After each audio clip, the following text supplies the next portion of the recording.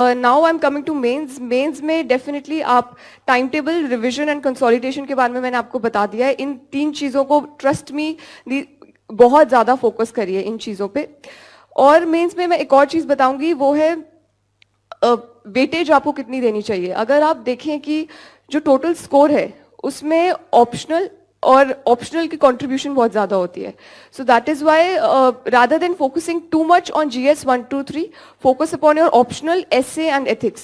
Specially optional पे तो लोग फोकस कर लेते हैं, बट एसे और एथिक्स कभी कभी नहीं करते फोकस, बट उसका कॉन्ट्रीब्यूशन बहुत ज़्यादा होता है.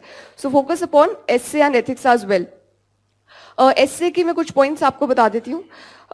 एसे में मेरे साथ क्या हुआ था कि फर्स्ट अटेम्प्ट में जब मैं दे रही थी तो 2 एसे लिखने होते हैं. मैंने एक एसे में कुछ 2 घंटे या उससे भी ज़्यादा दे दिए, और लास्ट एसे में मेरे पास खाली कुछ 1 घंटे से कम बचा था. सो दैट इज़ वाई आप एसे देने से पहले कुछ थोड़े बहुत एसेज आप लिख दीजिए. और दूसरी बात, what you can do this time, what I prepared is कि मैंने पहले ही कुछ कंटेंट प्रिपेयर कर लिया था. अब आप देखें कि जो एसे के टॉपिक्स हैं उसमें बहुत ज़्यादा रेपिटेशन आती है. ठीक है, कि जैसे फ्यू कॉमन टॉपिक्स हैं, जैसे आपके एनवायरनमेंट, वुमेन, एजुकेशन, इंडिया, मतलब क्या, what should be the ideal state of affairs. So इन सारे टॉपिक्स के लिए आप कंटेंट पहले ही बना लीजिए. ठीक है, have in handy few good introductions, ending, और कुछ क्या क्या पॉइंट्स आप इंक्लूड करना चाहते हैं, फैक्ट्स, पॉइंट्स, जो भी आपको इंक्लूड करना है उसका कंटेंट आप पहले ही बना दीजिए.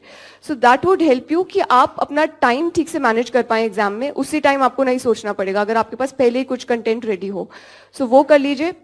और दूसरी बात, make it very multi dimensional. Do not have a very unidirectional approach in essay. आप इकोनॉमिक एंगल से, सोशल, एनवायरमेंटल एंगल से सोचते रहिए. ठीक है, सो मेक इट कॉम्प्रिहेंसिव.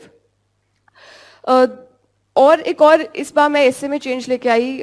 मेरे साथ हुआ ये था कि मैंने जब अपना फीडबैक, मैं कुछ एसेस का मैंने अपने फ्रेंड्स को कहा कि आप फीडबैक दो, तो दे ऑल सेड कि do not write your essay like a GS answer.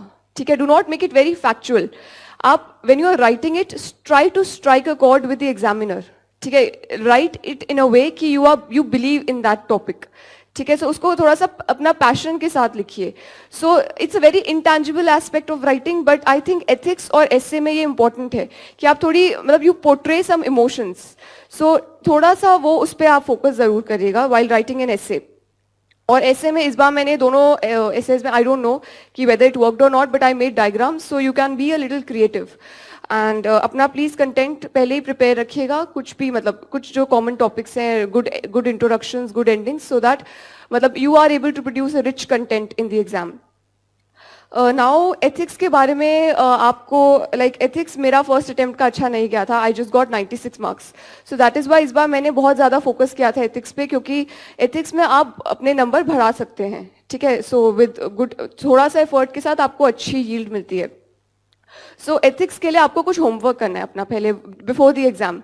So what you need to do, आपका सिलेबस है, आप उसमें से एक एक टर्म्स उठाइए. ठीक है, सो लेट अस से आपने उठाया इमोशनल इंटेलिजेंस, सो उसको 360 डिग्री से जस्ट हैंडल दैट. राइट, जैसे इमोशनल इंटेलिजेंस है, so already prepare some content कि what is emotional intelligence, what are the examples of emotional intelligence, importance in an individual's life, importance in interpersonal relations, both personally, professionally. ठीक है, importance in a civil servant's life. So आप ऐसे पहला ही content आप अपना ready कर दीजिए. और इसके लिए आप you look at the previous year questions कि किस तरीके के क्वेश्चंस पूछे जा रहे हैं.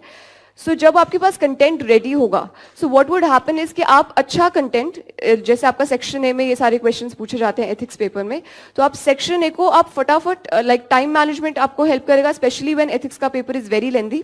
और you will be able to produce good content. आपका पहले ही जो मतलब आपने पहले ही जो बना लिया है content, good examples and everything, तो आपका वो सेक्शन ए में आप अच्छा कंटेंट फिर कम पॉसिबल टाइम में you will be able to produce. And presentation skills are very important in ethics. मतलब इस बार मैंने around more than 60 to 70% answers में कुछ ना कुछ डायग्राम या कुछ फ्लो चार्ट शो किया.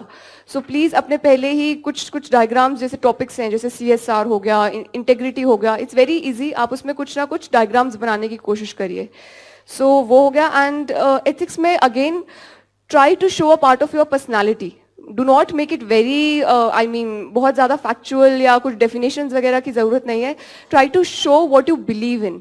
ठीक है, सो एथिक्स में बिल्कुल जैसे जो आप सोच रहे हो, ट्राई टू कन्वे दैट, क्योंकि याद रखिए वो एथिक्स में ये नहीं चेक करे कि आपको इसकी डेफिनेशन आती है, नहीं, he is basically trying to gauge really your ethical aptitude, और जब तक आप वो नहीं शो करते, सो थोड़ा सा आपको मतलब you just be a little passionate while writing, right, so that's something which I like to focus upon.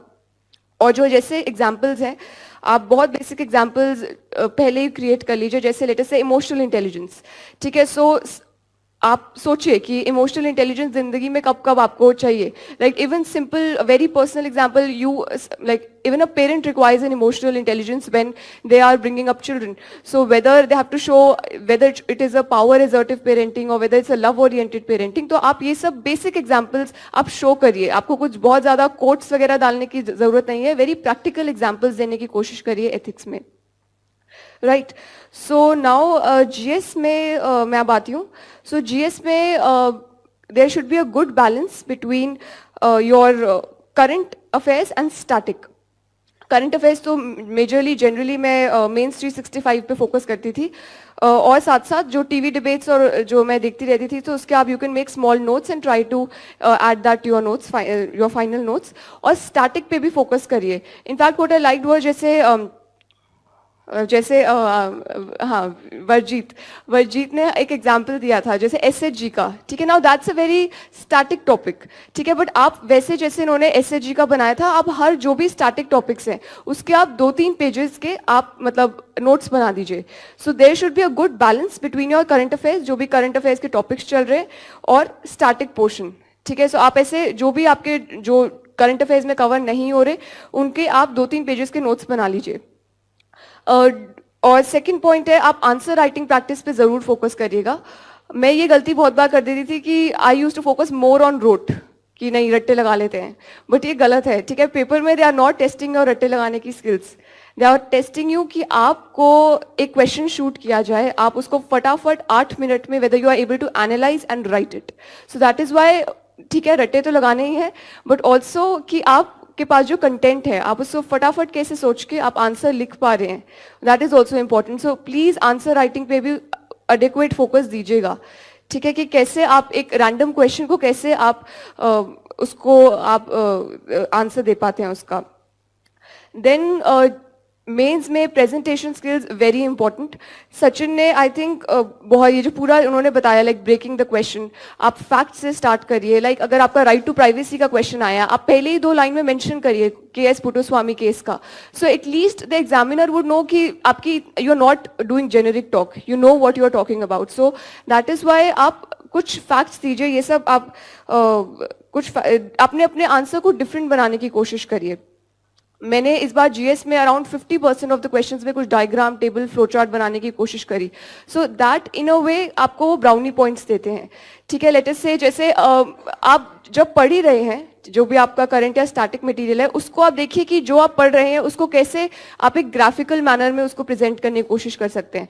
जैसे इस बार जीएस 3 का जो फर्स्ट क्वेश्चन था कि हमारा savings rate is very important for the economy, specially when जब हम context ये था कि जैसे हमारा एनपीए इश्यूज हो रहे हैं और ये सब हो रहे हैं। So what I did was I made a circle, एक सर्कल दिखा दो जिसमें savings is leading to investment, investment is leading to let us say your production and income, और production and income finally is leading to your growth in economy, और उससे अगर country grow करेगी definitely savings rate would increase. So it's in a way kind of a circle. सो मैंने वो question एक वो सर्कल था बना दिया था। सो दैट इज वाई आप जब अपना कंटेंट क्रिएट कर रहे हो, आप अपना स्टैटिक और करंट प्रिपेयर कर रहे हो, तो देखिए कि आप कैसे किस तरीके से आप अपने आंसर को डिफरेंट बना सकते हैं using these diagrams and stuff like that.